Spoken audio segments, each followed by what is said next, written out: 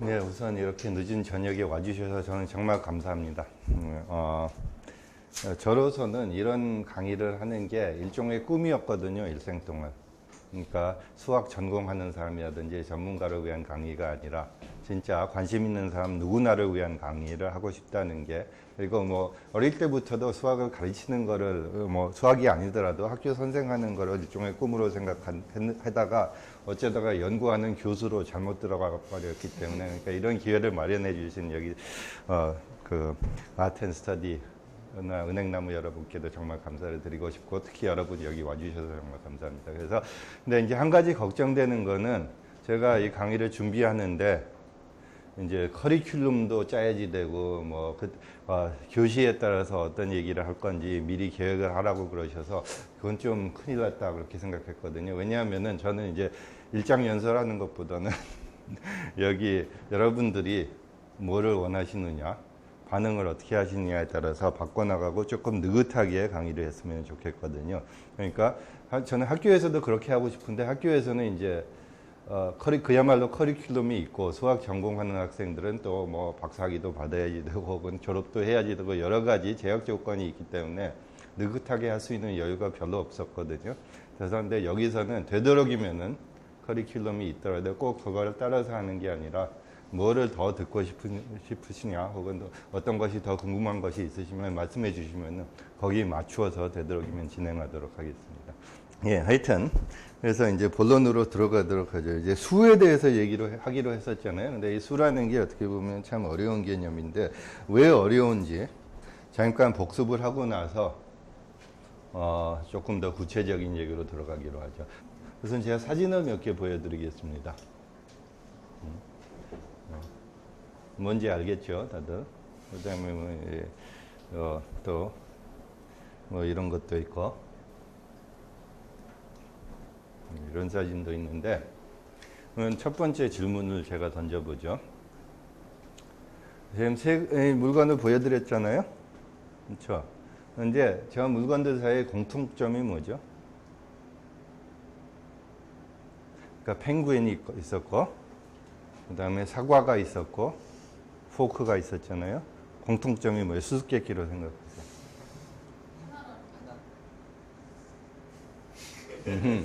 그러니까 말하자면은 이게 수라는 강의라는 것 때문에 이미 정답을 맞춰버리셨거든요. 그렇죠? 그런데 사실은 그러니까 하나라고 그랬는데 사실 그게 상당히 어려운 답을 주신 거예요. 그뿐만 아니라 요점은 그러니까 하나라는 걸 잠시 잊어버리고 그 물건 자체를 보면은 공통점이 뭐가 있는 것 같아요? 한번 얘기해 보겠어요? 뭐가 공통점이에요? 잘 모르겠죠? 거의 없잖아요. 그래서 사실 고른 건데 거의 공통점이 없을 것 같아서 이제 그림이 좀 재밌다는 거 말고는. 물론 찾으려면은 찾겠지만은 공통점이 거의 없는데, 근데 이제 화면을 몇 개 더 넘겨서 이렇게 보고 또 이렇게도 보고 또 이렇게도 보면은 이제 두 번째 넘어간 세 화면 사이에서는 공통점이 뭔지 이제는 더 분명하잖아요. 아까보다도 더. 아까도 일종의 답을 주셨지만은 지금은 더 분명하죠. 이제는 공통점이 뭐예요? 이제는 정말로 5개라는 게 거의 분명한 공통점이거든요. 이건 뭐 두말할 나위가 없잖아요. 그런데 5개가 공통점이라고 그랬으니까, 5이라는 공통점을 가지고 있다고 그랬으니까, 가령 저하고 여기 선생님 이름이 뭐였었죠? 죄송합니다. 문정은 선생님하고 공통점을 따지라면은 뭐 이렇게 머리가 둘 다 까맣다든가 둘 다 안경을 끼고 있다, 안경을 공통점으로 가지고 있다든가 그런 공통점들을 수록할 수가 있는데, 저기는 지금 5을 공통점으로 가지고 있다고 했는데, 그러면 공통점이 있다고 주장을 했으니까 그 공통점이 뭔지 얘기할 수 있어야죠. 그러면 그 5이라는 게 뭐예요? 개수인데, 근데 말하자면은 저도 그 답을 틀리다고 하지는 않겠지만은 말하자면 그것도 답이 아닌 답 아닌가요? 그러니까 옛날에 그 뭐 철학자 비트겐스타인인가 뭐 그런 사람들이 그런 말도 했을 거예요. 많은 경우에 답을 달라고 하면은 원래 가지고 있었던 물건보다 더 모호한 답을 주는 경우들이 많다. 다섯이라는 거는 구체적이고 수라는 건 어떻게 보면 더 모호하잖아요. 다섯이라는 구체적인 수보다도. 그런데 다섯이 뭐냐고 물어보면 수라고 대답을 하거든요. 그러면은 별 수 없이 수가 무엇이냐를 대답해야죠. 그 답을 줬으니까. 수가 뭐예요? 어린아이들이 더 잘할지도 몰라요. 수가 뭐예요? 혹시? 그것도 재밌는 답인데 방금 그러니까 제가 물어본 거는 수가 무엇이냐 물어봤는데 제가 글씨 잘못 쓴다고 웃지 마세요. 그 다음에 여기 수자하고 같은 거라고 했는데 이건 맞는 말이에요? 수하고 수자하고 어떻게 달라요? 그 옆에 언니가 한번 얘기해 보겠어요? 같은 거예요? 같은 건가요? 그러면 한번 써보죠. 숫자 하나 줘보세요. 아까 다섯이라고 했으니까 숫자 이게 있죠. 이게 숫자잖아요. 혹시 이것도 숫자인가요? 그 다음에 이것도 숫자 아닌가요? 일종의? 혹은 로마자로 써가지고 이것도 숫자죠. 다 숫자 아닌가요? 일종의? 근데 다 다르잖아요. 그렇죠. 그런데 얘네들이 표현하는 수는 다른가요? 같은가요? 같잖아요. 그거는. 그러니까 숫자하고 수는 다르죠. 무슨 뜻인지 알겠어요? 지민이도 알겠죠? 수자하고 수가 어떻게 달라요? 그럼 한번 표현해 보세요. 이제 말로. 자세하지 않고 하나는 자세하다. 어떤 의미에서 수자가 더 자세하다는 건 무슨 뜻이죠? 모르겠어요? 또 언니가 한번 얘기해 보세요. 수하고 숫자하고 어떻게 달라요? 여러 가지로 구분될 수 있다. 구분된다.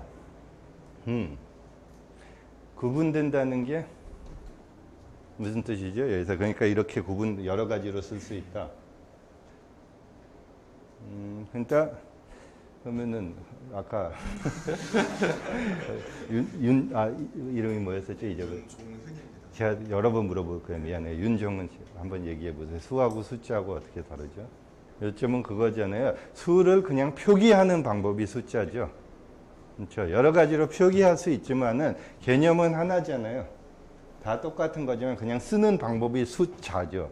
그러니까 영어로 쓸 때는 어떤 때는 number라는 게 있고 가령 digit이라는 게 있죠. digit이라는 말은 그 글자 그 자체를 얘기하는 거고. 근데 그게 수 자신하고는 또 다르잖아요. 무슨 뜻인지 알겠어요? 그 학생들도? 그러니까 그냥 그 수를 쓰는 방법이 숫자죠. 그러니까 수가 숫자라고 하는 거는 제가 아직까지 답에 대해서 거의 전혀 얘기를 안 하고 있지만 수가 숫자하고 다르다는 거는 거의 분명하지 않나요? 수 자체가 숫자다. 그거는 맞지는 않은 것 같죠. 그러면은 그거 말고 수가 뭔 것 같죠? 그러면 한번 문 선생님이 한번 말씀해 보겠어요? 예를 들어서 한다면 네. 15라는 수가 있는데 네. 그 안에는 1과 5라는 숫자가 있다고. 사실 그것도 굉장히 재밌는 답인데 15라는 수 같으면은 1과 5라는 숫자로 만들어져 있다. 근데 그게 수가 무엇인가에 대한 답변을 주는 건가요? 그건 아닌 것 같죠. 15가 1과 5로 만들어져 1과 5를 사용해서 표기한다. 그렇게 말씀하신 거잖아요. 그게 수가 무엇인가에 답을 주나요? 어떻게 생각하세요? 어떻게 생각하세요? 차이점을 말씀드리는 거예요. 이건 아까 질문에 대해서 말씀하신 거죠. 그러니까 수하고 숫자하고의 차이. 근데 지금은 원래 질문으로 돌아갔어요. 지금 그거는 다들 이해했다고 생각하니까. 그러면 수가 무엇인가? 눈에 보이는 어떤 그 물체들을 네. 기호화해서 표현하는 게 수. 그러면 그 수가 기호화 했을 때 수라고 하는 건 수가 숫자라는 답하고 굉장히 가까워지는 것 같은데요. 안 그런가요? 그러면 이렇게 기호화하기 전에는 수는 없나요? 제가 옛날에 어떤 책에 수의 역사라는 꽤 재밌는 책이 있는데 이제 이프라디라는 사람이 있었을 거예요. 거기에 보면은 사실 수가 무엇인가 사실 답을 줄 생각은 별로 없는 책이지만은 일종의 표기법에 대한 표기법의 역사에 대한 책이거든요. 거기에 보면 시작 부분에 재밌는 얘기가 나오는데 까마귀도 수는 안다 뭐 그런 얘기를 하더라고요. 근데 생각해 보면 당연하죠.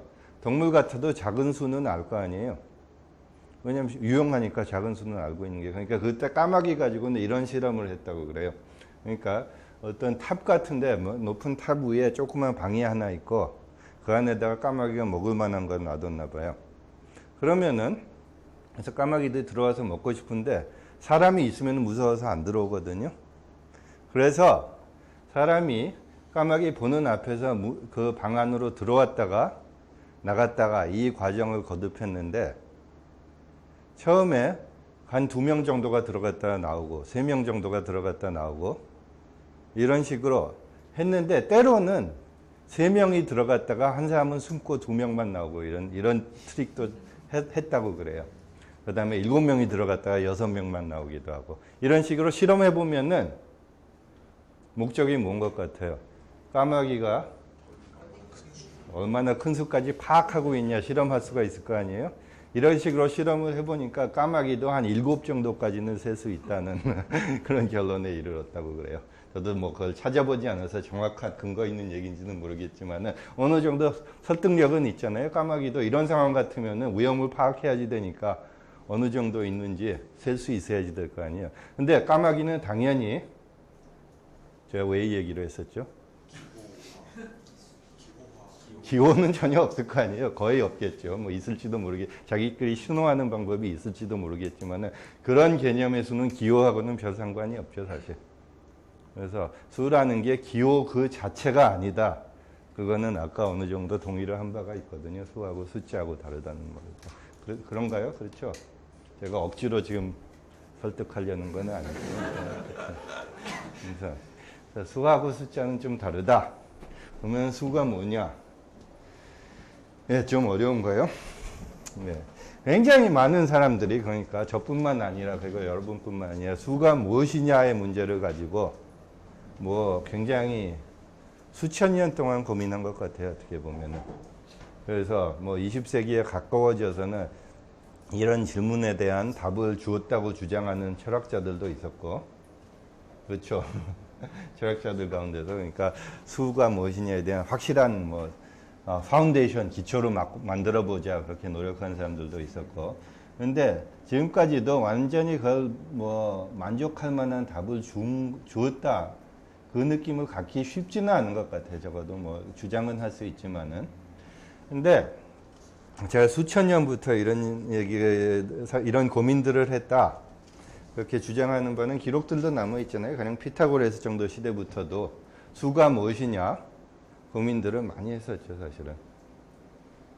그러면서 이제 피타고라스, 그 다음에 특히 아리스토텔레스 그런 사람들도 수에 대해서 굉장히 수학에 관심이 많았었잖아요, 이 사람들은. 사물에 대해서 수학적인 모델링을 한다는 게 지금은 거의 일상적으로 하거든요, 현대 과학에서는. 그런데 이때부터도 사물과 우주와 수가 뭔가 관계에 있을 거라는 막연한 생각은 많이들 하고 있었죠.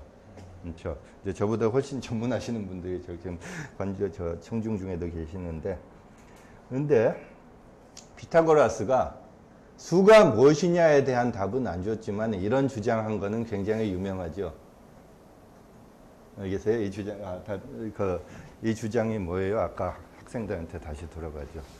저기 뭐라고 써 있어요? 네? 모든 게 수다. 모든 게 숫자라고 안 그랬어요. 모든 게 수라고 그랬죠. 이제부터는 그건 조심해서 구별해야지 돼요. 숫자라고 하는 거고 수라고 하는 거. 모든 게 숫자라고 하지는 않고 모든 게 수라고 그랬죠. 이게 상당히 유명한 말이거든요. 모든 게 수다. 유명하고 어떻게 보면 모호한 말이었지만은 이제 나중에 이 주제로 조금 돌아오기도 할 건데 여러 번 돌아올 거예요, 사실. 이 문장이개로. 근데 지금 현대 과학의 입장에서 보면은 피타고라스가 상상한 훨씬 이상으로 모든 게 수라는 원리를 반영하고 있거든요. 현대 문명이. 그래서 이 주례로는 여러 번 돌아올 겁니다. 그래서 모든 게 수라는 주장을 했는데 이게 꽤 잘 알려진 얘기 중에 하나가 적어도 전설적으로는 피타고라스가 모든 게 수라고 주장한 이유는 음계의 구성 때문에 그랬다고 보통들 그러죠. 그렇죠? 이제 소리 같은 걸 보면은 현을 튕겼을 때 어떤 소리가 나오느냐, 그게 수의 구조하고 굉장히 밀접한 관련이 있다는 데 착안했다고 그러죠. 그래가지고 소리가 수로 만들어져 있지 않은가, 뭐 이런 종류의 생각을 많이 했었던 것 같아요. 그러니까 어떤 얘기인가 하면은, 그러니까 이걸 구체적으로 만들려면은 좀 노력을 해야지 되는데, 이제 지금 제가 근데 어려운 얘기는 되도록이면 하지 말라고 아까 그러셨었죠. 그러니까 어려운 얘기는 될 수 있으면 안 할 건데, 근데 그래서 약간 예를 통해서, 그러니까 음과 수 사이의 관계가 무엇인가, 조금만 복습을 해보죠. 많이는 안 하고. 그러니까 이제 그림으로 잠깐 그리고 나서 제가 실험을 하나 보여드릴 텐데, 그러니까 어떤 얘기였나 하면은 바이올린 해본 분도 계시고 뭐 기타들도 치시고 그럴 테지만은 다들 아는 게 현이 하나 있고 이걸 한번 튕겼을 때 나는 소리가 있고, 그렇죠? 그 다음에 현을 반으로 나눠 가지고 이 부분만 튕겼을 때 나는 소리가 있고, 그 차이가 어떻게 되죠? 이제 한 옥타브 올라간다는 사실이 있거든요. 그걸 해본 분들도 있고 못 들어본 분들도 당연히 계실 테지만은, 근데 한번 우리가 실험을 통해서 보죠. 지금 제가 이거 인터넷을 통해서 찾은 건데요. 이게 뭔가 하면 온라인 톤 제너레이터. 그러니까 요새는 이런 재밌는 도구들이 인터넷에 많기 때문에 현을 직접 튕기지 않아도 되거든요. 그러니까 그냥 온라인 톤 제너레이터라고 구글 같은 데 검색하면 이 도구가 나와요. 그러니까 어떤 주어진 주파수에 소리를 한번 만들어 봐라 하면 여기서 만들거든요. 주파수라는 게 뭔지는 알죠. 그러니까 그것도 제가 이제 물리적인 얘기를 많이는 안 할 거지만은 근본적으로 소리가 들린다는 거는 이제 귀가 진동하는 거잖아요. 귀 안에 들어있는 어떤 막이, 우리말로 뭐라고 그러죠? 고막이라고 그러나요? 고막이 이제 진동을 하는데, 공기가 진동하면은 고막이 진동하고 그게 이제 우리한테 들리는 거잖아요. 그러니까 그 진동하는 뭐 1초에 몇 번 진동하느냐, 그게 주파수잖아요. 여기서 주파수라고 그러죠. 그래서 한번 들어보죠. 그러니까 이게 440Hz라고 그러는데, 그러니까 1초에 진동하는 개수일 거예요. 진동하는 수가 이제 440이라는 뜻인지 한번 들어보죠. 그러니까 이런 소리가 나는데, 잠깐만요. 혹시 이게 조금 작을지도 모르겠어요. 들리시나요, 다들? 이제 이게 440Hz인데,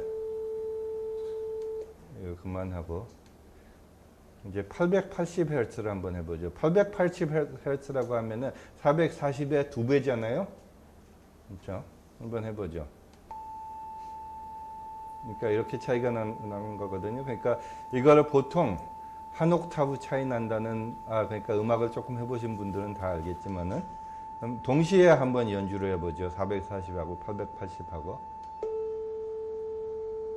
이거는 잘 안 들릴지도 모르겠네요. 이렇게 하면은 들리는데 거의 차이가 없잖아요. 거의 똑같이 들리죠. 그러니까 그게 하나가 다른 것의 2배이기 때문에 그렇다는 거거든요. 이제 거기에 대한 일종의 생물학적인 이유도 있는데 그거는 제가 오늘은 설명을 안 하겠습니다. 왜 그게 같이 들리는지에 대해서. 근데 이거를 잠깐 멈추고 나서 하나 더 해보죠. 이번에는 440하고 880을 했으니까 이제 660을 해볼 텐데, 440하고 660의 관계는 뭐죠? 660이 440의 1.5배잖아요. 그러니까 자, 우리말로 분수를 얘기를 잘못해요. 2분의 3이라고 하나요? 3분의 2하고 2분의 3을 구별 못해요. 영어로 하도 오랫동안 분수로 얘기해서 그죠. 근데 그러니까 2분의 3배잖아요. 그러니까 662, 440에. 그러니까 어려운 얘기 안 하겠다고 하고서 제가 하기 어려운 곱셈을 지금 얘기하고 있어요. 한번 들어보죠, 차이를. 그러니까 이게 440이고 그러니까 2분의 3배인 660을 연주해 보면 이제 이렇게 들리거든요. 이제 두 개를 같이 한번 들어보죠. 그러면 같이 울리면은 근본적으로는 뭐를 우리가 금방 느끼는 것이 뭔가 하면은 이 두 개의 소리를 같이 들으면은 듣기가 어때요? 듣기가 좋다는 거잖아요. 이거 같이 울렸을 때 440하고 660하고.